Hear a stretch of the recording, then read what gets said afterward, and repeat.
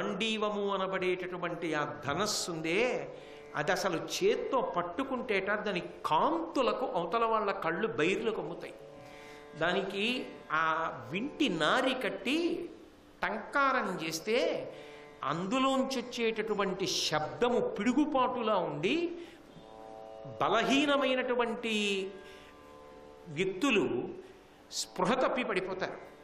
అంత తేజోవంతంగా ఉంటుంది. దాని గురించి చెప్పాడు అగ్నిహోత్రుడు. ఈ గాంధీవాన్ని చేత పట్టుకుని ఉండగా దేవతలు కానీ, గంధర్వులు కానీ, రాక్షసులు కానీ ఎవ్వరూ నిన్ను ఏమీ చెయ్యలేరు. అసలు ఈ గాంధీవాన్ని పడగొట్టడం ఎవరికీ సాధ్యం కాదు. దాన్ని తోసిపుచ్చడం ఎవరూ చెయ్యలేరు. ఇది అభేజ్యము. ఈ గాంధీవం విరగడం అన్నమాట ఉండదు. బాణప్రయోగం చేసి చేతిలో ధనస్సు విరగ్గొడుతుంటారు యుద్ధం చేసేటప్పుడు. అర్జున, నీ చేతిలో ఈ గాంధీవం ఉండగా దాన్ని విరగ్గొట్టగలిగిన వాడు లోకంలో ఉండడు. అలాగే వజ్రస్థిర మన్యసాధన విధాదక్షంబు, ఇది వజ్రాయుధం ఎలా ఇతరమైనటువంటి వాటన్నింటినీ ముక్కలు చేసేస్తుందో, ఈ గాంధీవం తన మీదకొచ్చేటటువంటి వాటన్నింటినీ కూడా బాణములను ముక్కలుగా చేసేయడంలో అంత సమర్థవంతంగా పనిచేస్తుంది. దీని మీదకి మంత్రపూరితమైన బాణములు వచ్చి పడినా సరే వచ్చినటువంటి వాటిని బెడ్డ ముక్కల కింద విరిచేస్తుంది. మంత్రపూరితమైన బాణముల వలన కూడా ఈ గాంధీవము చెక్కు చెదరదు. దివ్యమైనటువంటి వెలుగులు చిందుతూ ఉంటుంది. అటువంటి ఆ గాంధీవమున్ చాపరత్నమునిచ్చన్ వరుణుండు పార్థునకు ఉజ్జద్విక్రమోద్భాసికిన్. గొప్ప విక్రమంతో తొలతూగేటటువంటి ఆ అర్జునుడికి వరుణుడు ఆ గాంధీవం అనేటటువంటి ధనస్సునిచ్చాడు. గాంధీవం పట్టుకుని అక్షయ బాణతూణీరాలు కట్టుకుని దివ్యమైనటువంటి రథమెక్కి అర్జునుడు ఒకవైపు నిలబడ్డాడు. సుదర్శన చక్రాన్ని కౌమోదకిని పట్టుకుని కృష్ణ పరమాత్మ ఒకవైపు నిలబడ్డారు. ఖాండవనాన్ని దహించేయడం అగ్నిహోత్రుడు ప్రారంభం చేశాడు. తినేస్తుంటే తక్షకుడు అక్కడ ఉన్నాడు కదా, మరి ఇంద్రుడు గబగబా బయలుదేరి వచ్చాడు. దేవతా సైన్యాన్ని అంతటినీ తీసుకొచ్చి మళ్ళీ మేఘాలు తీసుకొచ్చి బ్రహ్మాండమైన వర్షం కురిపిస్తున్నాడు. ఒక వాన చినుకు లోపల పడడానికి వీలు లేకుండా అసంఖ్యాకమైన బాణములను ప్రయోగించి ఆచ్ఛాదన నిర్మాణం చేశాడు. వర్షం కింద పడకుండా పైకి ఎగిరిపోదామంటే బాణపంజరం, కింద అగ్నిహోత్రం, అందులో ఉన్నటువంటి ప్రాణులు, చెట్లకు ఉన్నటువంటి పక్షులు అన్నీ కూడా అగ్ని జ్వాలలకు తగిలి కింద పడిపోతున్నాయి. ఆ రోజు ఖాండవనాన్ని దహిస్తున్నప్పుడు తప్పుకున్న వాళ్ళన్నవాళ్ళు లేరు. మొత్తం ఖాండవనం అంతా కూడా కాలిపోతే కేవలముగా 6 మాత్రమే బతికారు ఖాండవనంలో. అందులో మొదటివాడు మయుడు. మయుడు దానవ శిల్పి. ఎలా అయితే దేవతలకు విశ్వకర్మ శిల్పియో దానవులకు శిల్పి మయుడు. ఆ మయుడు తక్షకుడు ఇంట్లోకి వెళ్ళాడు. అగ్నిజ్వాలలు అన్ని వైపుల నుంచి వచ్చి చుట్టముట్టి లోపలికి వస్తున్నాయి. లోపలకు వచ్చేస్తున్న అగ్ని తనని కాల్చేస్తుందని భయపడి తిరుగుతుంటే కృష్ణ పరమాత్మ అక్కడికి వచ్చి బాణప్రయోగం చేసి మయుడిని కొట్టబోయాడు. ఆ మయుడు భయపడిపోయి అర్జునుడి చాటికెళ్ళి రక్షణ వేడుకున్నాడు. అర్జునుడు సుక్షత్రియుడు, మహానుభావుడు, మహావీరుడు. ఆయన దగ్గరికి వచ్చి అభయం అడిగితే ఇవ్వకుండా ఉండడు. నువ్వు నా వెనకకొచ్చి అభయం అడిగావు కాబట్టి, నన్ను కాపాడమని అడిగావు కాబట్టి కృష్ణుడి యొక్క బాణ పరంపర వలన నువ్వు నశించకుండా నీకు అభయం ఇస్తున్నాను అని అర్జునుడు కాపాడాడు. అందుచేత మయుడు, అశ్వసేనుడు అనబడేటటువంటి ఒక పాము తరువాతి కాలంలో అదే బ్రహ్మాండమైనటువంటి అస్త్రంగా మారింది.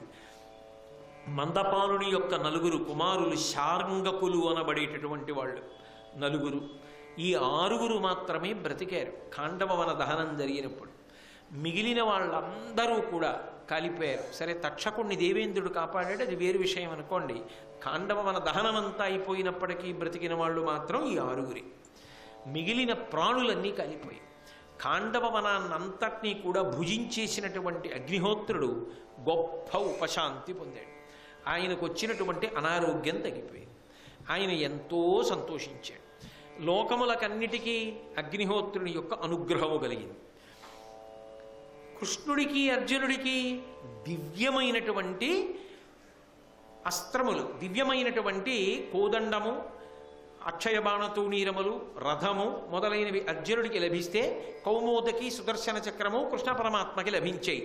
కృష్ణుడు అండగా ఉండబట్టి అర్జునుడు ఖాండవవన దహనం చేసి ఇంత గొప్ప సంభారములను పొందగలిగాడు. మహాభారతంలో కృష్ణతత్వాన్ని పరిశీలిస్తే ఆయన 2 కార్యములను ఏకకాలమునందు చక్కబెడుతూ ఉంటాడు. కురుక్షేత్ర సంగ్రామ భూమి వరకు ఉండి వస్తే వీళ్ల వలన చాలా ప్రమాదం వస్తుంది, వీళ్ళు దుర్యోధనుడి పనుపున చేరి యుద్ధం చేస్తారేమో అని అనుమానం ఉన్న వాళ్ళందరినీ ఒక్కొక్కడిని చంపేస్తూ ఉంటాడు. అందుకే పూతన దగ్గర నుంచి ఒక్కొక్కళ్ళని కన్నులు కూడా విప్పని చంటి పిల్లవాడిగా ఉన్నప్పటి నుంచి చంపుకుంటూ వెళ్ళిపోయాడు. ఇంకొక వైపు పాండవులను బలవత్తరం చేస్తూ ఉంటాడు. ఆ కురుక్షేత్ర సంగ్రామ భూమి యందు భీష్మ ద్రోణ కర్ణ శల్యాది వీరులను ఎదుర్కోవడానికి కావలసినటువంటి దివ్యమైనటువంటి అస్త్ర సంపదని, యుద్ధమునందు అవసరమైనటువంటి పరికరములను, కావలసినటువంటి తపశ్శక్తిని, ధర్మమునందు పూనికను ఎప్పటికప్పుడు పాండవులకు అందేటట్టుగా చూస్తూ ఉంటాడు. అందుకే ధర్మ సంరక్షణమునందు అనితర సాధ్యమైనటువంటి రీతిలో మహాభారతమునందు కృష్ణుని యొక్క ఆ వ్యవహార శైలి మనకి ద్యోతకమవుతుంది. ఖాండవవన దహనం అంతా అయిపోయిన తరువాత చాలా సంతోషించారు. ఎవరి మానాన వాళ్ళు వెళ్ళిపోయారు. కొంతకాలం అయిపోయిన తర్వాత ధర్మరాజాదులు, అర్జునుడు మొదలైన వాళ్ళందరూ ఇంద్రప్రస్థంలో సంతోషంగా ఉన్నారు. ద్వారకా నగరానికి వెళ్ళిపోయి కృష్ణ పరమాత్మ తన అన్నదమ్ములతో ఆయన సంతోషంగా ఆయన ఉన్నాడు. భక్తులను చూడకుండా ఉండలేడు కదూ, అందుకని కృష్ణ పరమాత్మే వెడుతూ ఉంటాడు. అదొక ఊరిరిగింపు. ఆయనే వస్తూ ఉంటాడు. అది భగవంతుని యొక్క సౌజన్యం. ఆయన వచ్చాడు అంటే అర్జునుడికి, ధర్మరాజుకి, పాండవులకు ఏదో చెయ్యాలనుకుంటాడు. ఏదో చెయ్యాలి అని అనుకున్నాడు అనుకోండి, మనసులో ఆయన వస్తాడు. అది ఆయన గొప్పతనం. మహాభారతంలో కృష్ణుడు వచ్చాడు అంటే మన ఊహకందనటువంటి రీతిలో ఏదో ఒక అద్భుతం అక్కడ జరుగుతూ ఉంటుంది. ఆయన రాలేదు అన్నా కూడా పాండవుల కష్టం అలా ఉంటుంది. అదో విచిత్రం. అది ఎదర మీరు చూద్దురు కానీ, ఆ కోణంలో కూడా పరిశీలన చూద్దురు కానీ. కాబట్టి ఒక రోజున ఇంద్రప్రస్థానికి వచ్చాడు. వస్తూనే కుంతికి ధర్మనందననకున్ వినయంబున వృక్కి భీము ధీమంతుని కౌగిలించుకొని మధ్యమ పాండవు మాద్రిపుత్రులను సంతత భక్తి నమ్రుల ప్రసాదనయోత్కట దృష్టి చూచి తానెంతయు ప్రీతినెత్తుకునియన్ మహినెత్తిన పుణ్యుడు ఉన్నతిన్. ఎంత గొప్ప పద్యరచన చేశారో మహానుభావుడు. ఆ ఇంద్రప్రస్థంలో పాండవులందరూ ఉన్న చోటికి కృష్ణ పరమాత్మ వచ్చేట. వచ్చినప్పుడు శాబ్దిక ప్రత్యక్ష ప్రసారం చేస్తారు నన్నయ్య గారు. ఆయన ఆ పాండవుల వంక చూసినటువంటి విధానాన్ని చెప్తున్నారు. కుంతికి ధర్మనందనకున్ వినయంబున వృక్కి, మేనత్త కదు మరి, అందుకని కుంతీదేవికి పెద్దవాడు ధర్మరాజు గారికి ఇద్దరికీ నమస్కారం చేశాడు. నమస్కారం చేసి భీము ధీమంతుని కౌగిలించుకొని, మహాబుద్ధిమంతుడైనటువంటి భీముణ్ణి కౌగిలించుకొని, ఈ మాట వేశారంటే ఎదర ఏదో పని జరగబోతోందని గుర్తు. భీముడు ధీమంతుడు, బుద్ధిమంతుడైన భీముడు అంటే. భీముణ్ణి గట్టిగా కౌగిలించుకొని ధర్మరాజు గారికి నమస్కారం పెట్టాడు. భీముణ్ణి కౌగిలించుకున్నాడు. అర్జునుడు కూడా సహదేవులు ఏం చేస్తున్నారు అంటే మనం కూడా అక్కడికి వెళ్ళి చూస్తున్నట్టే పద్యరచన చేస్తారని అన్నయ్య గారు. అది ఆయన గొప్పతనం. మధ్య పాండవు అంటే అర్జునుడు, మాద్రిపుత్రులను నకుల సహదేవులు సంతత భక్తి నమ్రుల, 2 చేతులు ఇలా కైమోడ్చి నమస్కరిస్తూ నిలబడినటువంటి అర్జునుణ్ణి, నకులుణ్ణి, సహదేవుణ్ణి చూశాట. చూసి ప్రసాదనయోత్కట దృష్టి చూచి వాళ్ళని అనుగ్రహిస్తున్నాడా అన్నంత సంతోషంతో వాళ్ళ ముగ్గురి వంక చూసి తానెంతయు ప్రీతినెత్తుకునియన్. ఎంత సంతోషం అంటేట, భీముణ్ణి అయితే కౌగిలించుకుని వదిలేశాడు, ధర్మరాజుకి అయితే నమస్కారం పెట్టి వదిలేశాడు. అర్జునుడిట దగ్గరికి వెళ్ళి కౌగిలించుకొని ఓసారి ఆ 2 మోకాళ్ళ కింద చేయి పెట్టి పైకెత్తి ఆడించాట. ఆడించి మళ్ళీ దింపాట. అలాగే నకుల సహదేవులు ఇద్దరినీ కూడా మోకాళ్ళ కింద చేతులేసి పైకెత్తి ఆడించి దింపాట. పరమాత్మ యొక్క అనుగ్రహ విశేషం అంటే అలా ఉంటుంది. ఆయన ప్రీతి పొందడానికి ఏముండాలండి? ఏకేన తులసిమాత్ర తలేనాపి నరోత్తమ పూజయేద్ భక్తిభావేన తం రక్షామీతి మత్మనః అంటాడు. భక్తితో ఆయన ఉన్నాడు అని నమ్మి ఆయన పాదముల మీద ఒక్క తులసిదళం ఉంచిన వాణ్ణి ఎత్తుకుని మోస్తాడు. ఆయనని ఎత్తుకోవడం కాదు, ఆయనకి ఉంజల సేవ చేయడం కాదు, ఆయన ఎత్తుకుని మోశాడు 5గురిలో 3 ఒకడికి నమస్కారం పెట్టాడు, ఒకడిని కౌగిలించుకున్నాడు. వాళ్ళేం చేశారు రాయలేదు, ఆయన ఏం చేశాడు రాశారు. అంటే భగవంతుని యొక్క అనుగ్రహ విశేషం కన్నా గొప్పది లోకంలో ఇంకేముంటుంది? మిగిలినవి ఒకనాడు ఒకలా, ఇంకొకనాడు ఇంకొకలా ఉండొచ్చు, కానీ ఈశ్వరుడి విషయంలో అటువంటి అరమరికలు ఉండవు. ఎప్పుడూ ఆయన అనుగ్రహిస్తూనే ఉంటాడు. కాబట్టి అంత సంతోషాన్ని పొందారు. అందరూ కూర్చునున్నారు అక్కడ. అలా సంతోషంగా కూర్చునున్నటువంటి సమయంలో మయుడు బయలుదేరి వచ్చాడు. ఆయన దానవ శిల్పి. దేవతలకు విశ్వకర్మ ఎలా శిల్పి అయి అనేకమైనటువంటి భవనములను సభామంటపములను నిర్మాణము చేస్తాడో, అలాగే దానవుల కొరకు మయుడు నిర్మాణం చేస్తుంటాడు. ఆ మయుడు పరుగు పరుగున వచ్చాడు. కృష్ణుడు కూర్చునున్నాడు, అర్జునుడు ఉన్నాడు అక్కడ. వచ్చి అర్జునుడి దగ్గర నిలబడి ఒక మాట అన్నాడు. ఘనముగ ప్రాణము రక్షించిన ఉపకారికి ప్రియంబు చేయుదుననా నేర్తునే, అయినను నీకు ప్రియంబనగా చేయంగ ఇష్టమైనది నాకు. ఇది భారతీయ సంస్కారం, ఇది భారతీయుల యొక్క దృష్టికోణం. అర్జున, నువ్వు చేసినటువంటి ఉపకారమునకు ప్రత్యుపకారము తిరిగి నేను చెయ్యలేను. కృతీచ ప్రతికర్తవ్యం దేశధర్మ సనాతన. ఉపకారికనుపకారము విపరీతము కాదు చేయ వివరింపంగా, అపకారికనుపకారము నెపమెన్నక చేయువాడే నెర్పరిసుమతి. ఒకడి వలన ఒక ఉపకారము పొందితే తిరిగి వాడికి ప్రత్యుపకారం చెయ్యడము అనేటటువంటిది ఈ జాతి యొక్క ప్రధానమైనటువంటి ధర్మం. అందుకే కిష్కింధకాండలో లక్ష్మణస్వామి అంటాడు, బ్రహ్మఘ్నేచ సురాపేచ చోరే భగ్నం వ్రతే తథా నిష్కృతిర్విహితా సిద్భి కృతఘ్నో నాస్తి నిష్కృతి అంటాడు. కృతఘ్నుడైనటువంటి వాడికి ఉపకారము చేయించుకుని ఆ ఉపకారమును మరిచిపోయి అవతల వాడి అవసరానికి ముఖం తిప్పుకు తిరిగిన వాడు ఉంటాడే, వాడికి ప్రాయశ్చిత్తం కూడా లేడు. వాడిని భగవానుడు ఒక్కనాటికి క్షమించడు. కృతఘ్నో నాస్తి నిష్కృతి. అటువంటి కృతజ్ఞత ఎవరి జీవితమునందు దోషముగా ప్రవేశించకూడదు. అందుకే మయుడు అర్జునుడి దగ్గరికి వచ్చి చెప్పుకుంటున్నాడు, అర్జున, నువ్వు చేసిన ఉపకారమునకు తుల్యమైన ఉపకారమును నేను చెయ్యలేను. ఇది భారతీయ ధర్మం. మీరు రామాయణం పరిశీలించండి, భారతం పరిశీలించండి, భాగవతం పరిశీలించండి, ఎక్కడ పరిశీలించండి, ఒకరి దగ్గర ఉపకారమును పొందినవాడు తిరిగి ప్రత్యుపకారము చెయ్యడం అనేటటువంటిది అంత ప్రధానమైనటువంటి ఉండవలసిన లక్షణంగా చూపిస్తారు. ఒకప్పుడు స్వామి హనుమ ఆకాశ మార్గంలో వెళ్ళిపోతుంటే సముద్రంలో ఉన్న మైనాకుడు ఇంద్రుడు వచ్చి తన రెక్కలు కత్తిరించేస్తాడని కూడా చూడకుండా పైకొచ్చాడు. పైకొచ్చి, నాయన, ఉపకారం చేసిన వాడికి ఉపకారం చేసి తీరాలి. కృతీచ ప్రతికర్తవ్యం దేశధర్మ సనాతన. మీ తండ్రి గారు నాకు ఉపకారం చేశాడు, ఆత్మావై పుత్రనామాసి, ఆ వాయుపుత్రుడివి నువ్వు, కాబట్టి నీకు నేను ప్రత్యుపకారం చెయ్యొద్దు. నిపత్యమమ శృంగేషు విశ్రవస్వ యథాసుఖం. ఒక్కసారి నా యొక్క శిఖరముల మీద వాలి 2 పళ్ళు తిని అంత తేనె తాగి అప్పుడు వెళ్ళు అంటాడు. అంత గొప్పగా ప్రత్యుపకారము చెయ్యడం అనేటటువంటిది ఈ జాతి యొక్క సంస్కార వైభవం.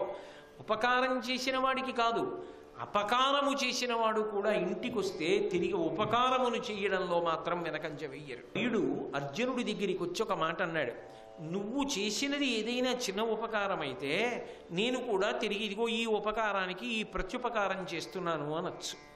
నువ్వు చేసిన ఉపకారం మూలమునకు సంబంధించినది. అసలు నా ప్రాణములే పోవలసింది ఒకనాడు. నేను ఉన్నదా తక్షకుడి యొక్క ఇంట్లో ఉన్నాను. అగ్నిహోత్రమా అన్ని ద్వారములలోంచి లోపలికి నాలుకలు చాపి నన్ను పట్టుకుని తినేయడానికి ప్రయత్నిస్తోంది. నేను భయవిహ్వలుడనైపోయి ఉన్నప్పుడు ఉన్నది జాలక కృష్ణ పరమాత్మ వచ్చి ధనస్సుకి బాణములు సంధించి నా మీద విడిచిపెట్టడానికి సిద్ధపడ్డాడు. ఏం చెయ్యాలో తెలియక కేవలము శరణు శరణు అంటూ నీ వెనక్కొచ్చి నక్కారు. అటు అగ్ని నుంచి ఇటు కృష్ణుని నుంచి నన్ను కాపాడి, నిన్ను శరణు అన్నందుకు కాపాడి నేను బ్రతకడానికి అవకాశం ఇచ్చావు, ప్రాణములు నిలబెట్టావు. అటువంటి నీకు నేను తిరిగి ఈ ప్రత్యుపకారము చేస్తాను అని చెప్పగలిగిన సాహసము చెయ్యలే. నేను ఏ ప్రత్యుపకారం నీకు చేయగలను? ప్రాణాలు పెట్టిన వాడికి ప్రాణాలు ఇవ్వగలనా? అర్జునుడికి ప్రాణములు నిలబెట్టగలిగినంత సమర్థుడా మయుడు? కాబట్టి నీకటువంటి ఆపద రాకుండుగాక, నా వలన అటువంటి ఉపకారము చేయవలసిన అగత్యము ఏర్పడకుండుగాక. కానీ ఇంత ఉపకారం నువ్వు చేసినప్పుడు నేను నీకు ఏదో ఒకటి కొద్దిగా ఉపకారం చేసి పెట్టాలి కదా. అందుకని నా వలన నీకు ఏమి కావాలో అడుగు, అది నేను చేస్తాను. కాబట్టి ఘనముగా ప్రాణము రక్షించిన ఉపకారికి ప్రియంబు చేయుదుననా నేనేర్తునే.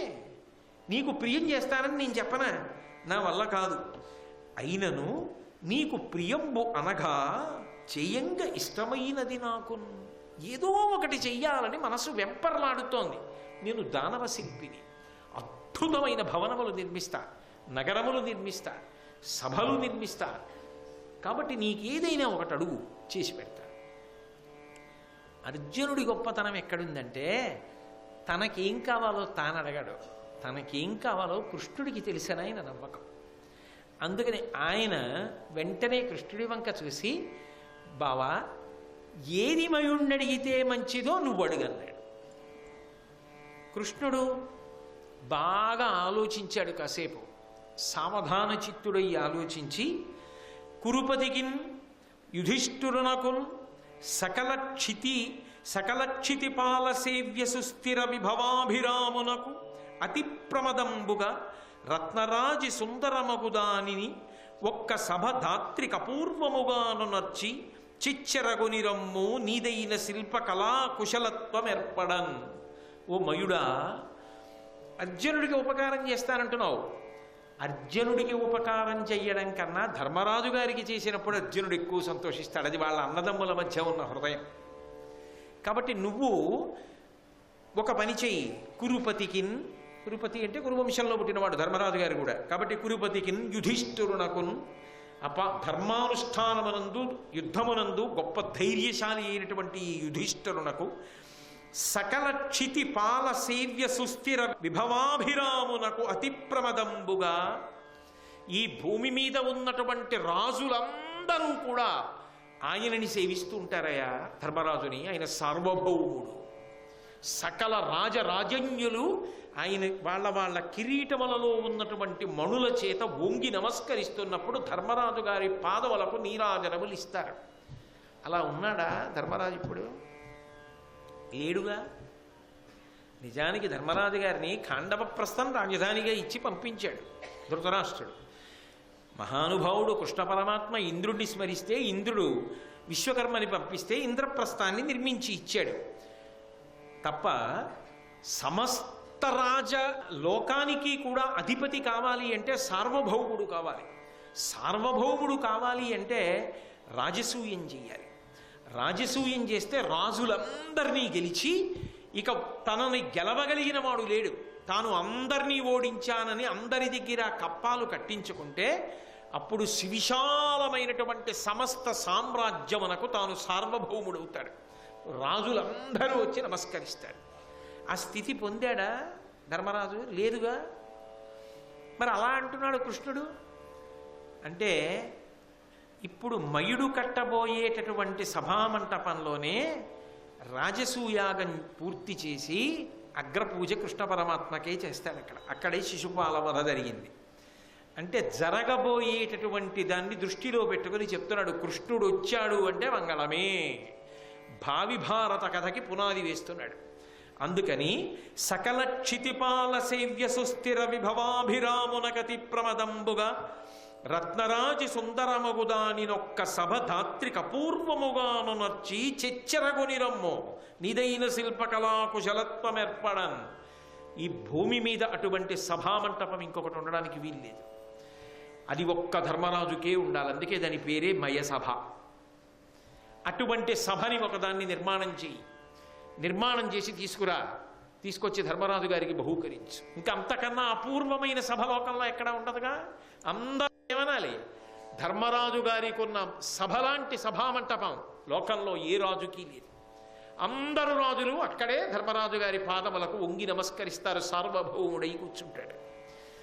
అపూర్వమైన సభ అది. రత్నములతో రంజిల్లుతూ ఉండాలి. అటువంటి సభని ఎప్పుడో కట్టడం కాదు, జెచ్చెర కొలితే తొందరగా చేసి పట్టుకొచ్చి ఇక్కడ పెట్టు. ఆ సభని నిర్మాణం చేయి. అంటే అది ఎలా ఉండాలో తెలుసా?